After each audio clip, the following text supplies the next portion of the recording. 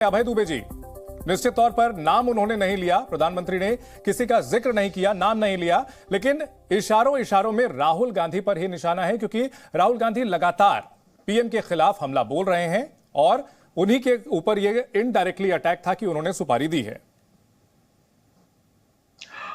चंदन जी, पहली बार ऐसा हुआ है कि प्रधानमंत्री जी बेहद चिंतित हैं अपनी छवि को लेकर। उनको भी इस बात का आभास होने लगा है कि उनकी छवि खराब हो रही है। उन्होंने कहा कि देश ही नहीं विदेश में भी सुपारी दी गई है। पहली बात तो ये भाषा उनके मुंह से अच्छी नहीं लगती, लेकिन प्रधानमंत्री जी, आपकी छवि जो देश में खराब हो रही है वो इस बात से हो रही है कि आप अडानी जी के इस मामले पर जेपीसी बनाने से साफ इनकार कर रहे हैं। विदेशों में छवि आपकी कौन खराब कर रहा है? नीरव भाई, मेहुल भाई, संदेशरा बंधु, ऋषि अग्रवाल जो 5,35,000 करोड़ रुपए के बैंक फ्रॉस्टर्स हैं, वो आपकी छवि खराब कर रहे हैं, क्योंकि आरोप यह है कि आपकी सत्ता की सरपरस्ती में वो लोग बारी बारी से भगाए गए। विजय माल्या का तो सीबीआई का लुकआउट नोटिस रिवोक हुआ। प्रधानमंत्री जी, उस बात से आपकी छवि खराब हो रही है। आपने कहा 14 के बाद से ही छवि खराब हुई। पहली बात, कब छवि खराब हुई आपकी? जब आप किसानों के खिलाफ जमीन को हथियाने के एक के बाद एक 3 अध्यादेश लेकर आए प्रधानमंत्री जी। सुप्रीम कोर्ट में आपने शपथ पूर्वक कह दिया कि लागत का 50% ऊपर नहीं दूंगा, किसानों का बोनस खत्म कर दिया, उससे छवि खराब हुई। नोटबंदी के एक तरफा निर्णय से छवि खराब हुई कि एमएसएमई तबाह हो गया, ये बात आरबीआई ने खुद ने स्वीकारी। पेगासिस का मामला था जिसमें सुप्रीम कोर्ट ने कहा कि सरकार ने हमारी मदद नहीं की, 5 फोन में इन्फेक्शन था।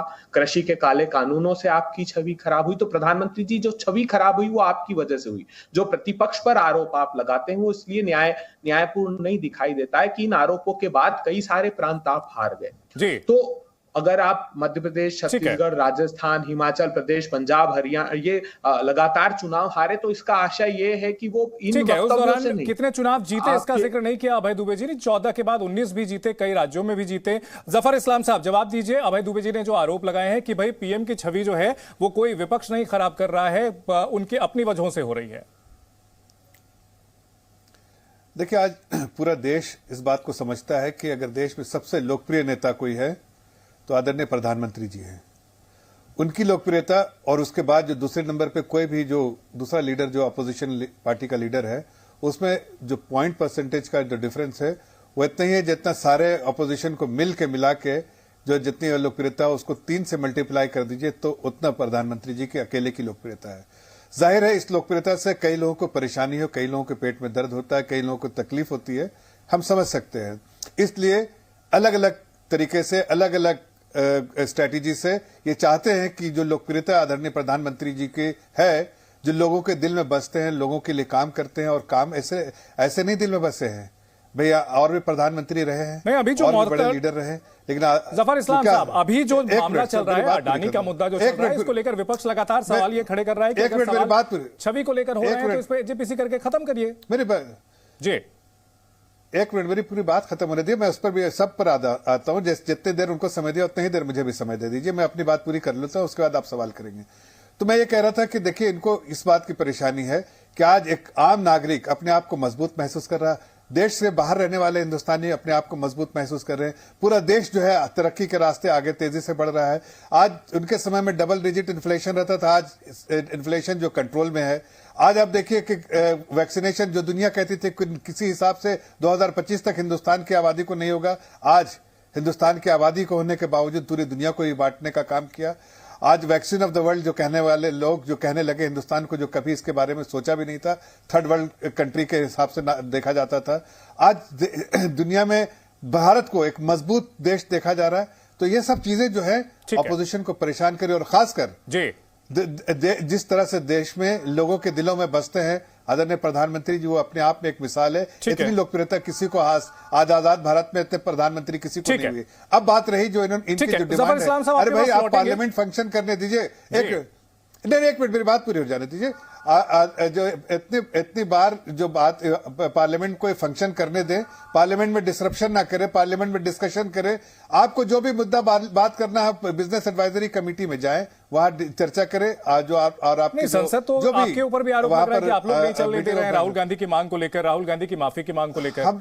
हम तो बार बार कह रहे नहीं, माफी तो उनको देश के साथ, अगर उन्होंने जाके भारत से बाहर जाके देश के बारे में ऐसी गलत बात कही है, इतने गलत इरादे से गए वहां, इस तरह के भाषण दिए, उससे समझ में आता है कि उनकी नीयत क्या थी। उन्होंने बाहर की ताकतों को कैसे उकसाने का काम किया देश के अगेंस्ट में, देश को कमजोर करने वाली ताकतों को के साथ खड़े दिखे। तो ये सब तो देख रही है देश की जनता। ठीक है जफर इस्लाम साहब, आपके पास प्रधानमंत्री जी नाम नहीं लिया, लेकिन देश की जनता को समझ गया। ठीक है राजीव रंजन जी, किसने सुपारी दी है प्रधानमंत्री की छवि खराब करने की? सबसे पहले तो मैं सुपारी शब्द को लेकर के हैरान हूं। विमर्श का स्वरूप इतना विकृत हुआ है।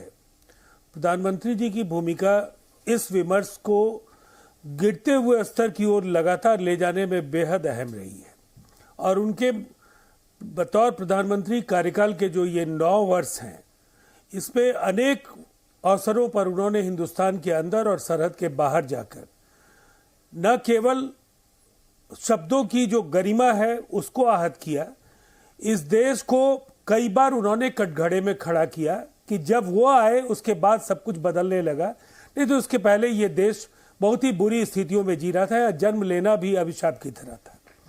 मैं उस पर नहीं जाऊंगा, लेकिन मुझे सुपारी शब्द को लेकर के मैं इतना जरूर कहना चाहूंगा जी, अगर सुपारी लेना है तो जनता ले रही है।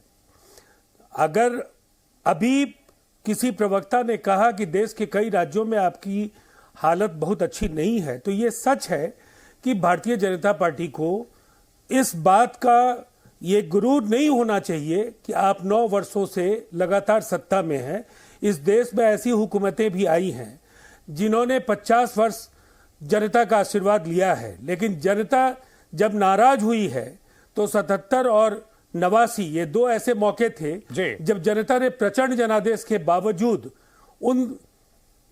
उस पार्टी को पराजित करने का काम किया। लेकिन उस दौर में की गई जो भूलें हैं उनसे 1000 गुना ज्यादा बड़ी भूलें नरेंद्र मोदी जी और उनकी पार्टी के नेता कर रहे हैं, और इसीलिए शायद उन्हें यह इस बात का एहसास है कि आने वाले चुनाव में कठिनाइयां बढ़ेंगी, तो डिवाइसिव एजेंडे और अपोजिशन को गाली देने के जरिए वो उन मुद्दों से देश को दूसरी तरफ ले जाना चाहते हैं, जिससे उनकी जो कमियां हैं वो सामने आ जाए। ठीक है, यानी कि और इसमें मैं एक बार फिर अडानी प्रकरण का नाम लूंगा, महंगाई बेरोजगारी का नाम लूंगा जी। ठीक है, AK वाजपेयी जी।